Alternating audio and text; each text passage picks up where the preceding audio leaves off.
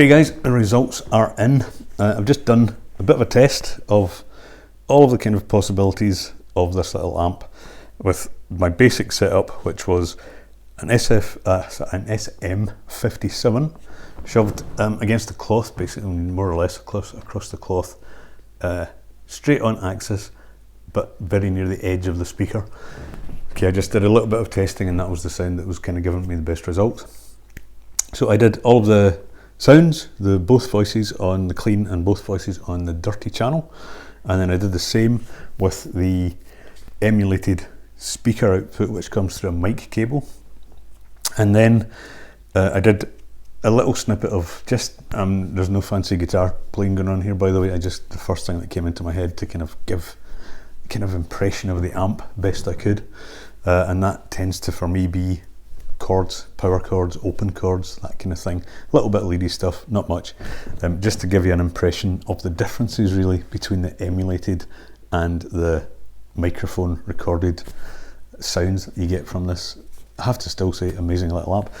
I used my 90s Stratocaster, mainly I think on the bridge position for everything. I have tried the kind of with my Les Paul as well.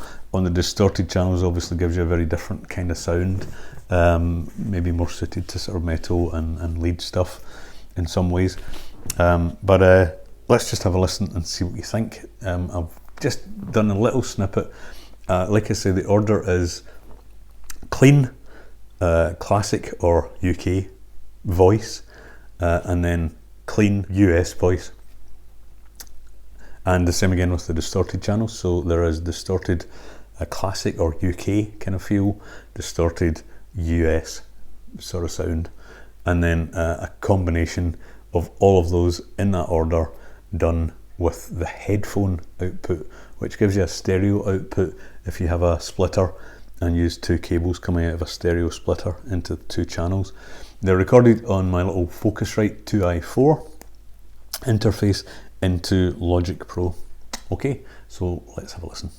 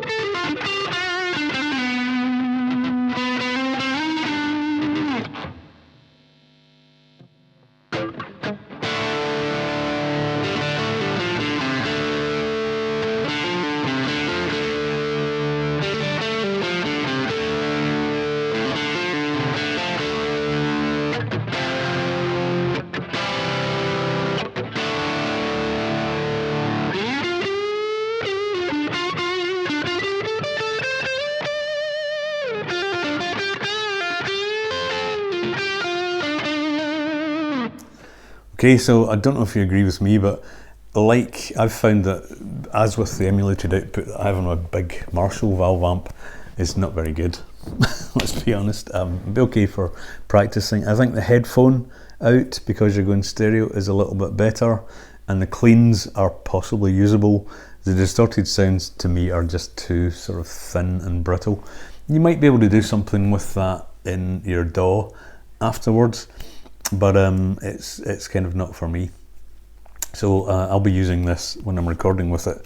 I will be using effects on it. This is just what we heard there was just purely the amplifier and its own reverb.